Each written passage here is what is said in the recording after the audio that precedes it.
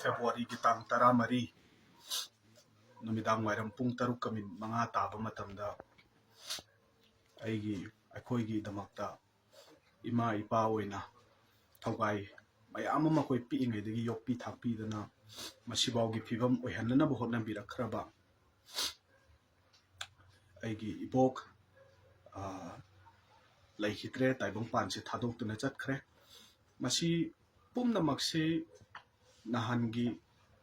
police ki yamaba team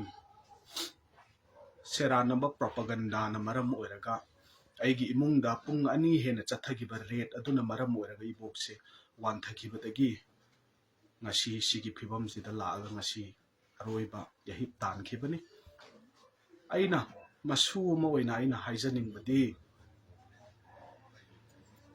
nakhoigi ju nachana su ima ipa ichininaw loinamak leiribani adubu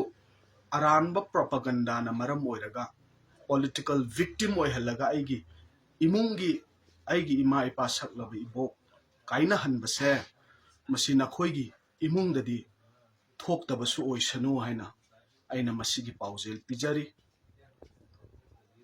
police na maram oiraga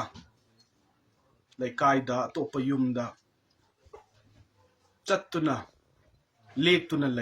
leiringai di ibok seba tawbo phanghaude ising chakhom ambaw ai inba ngamgide adubu thoiba thodok sidi yamna punsida pendaba haiba mududi oi haurani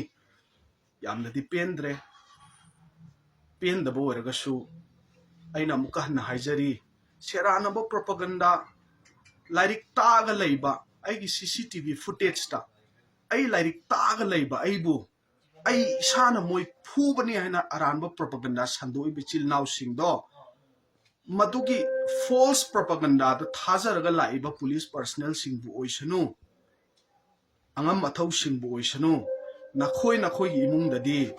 asumba laiba thiba thodokse thoktabu oisanu haina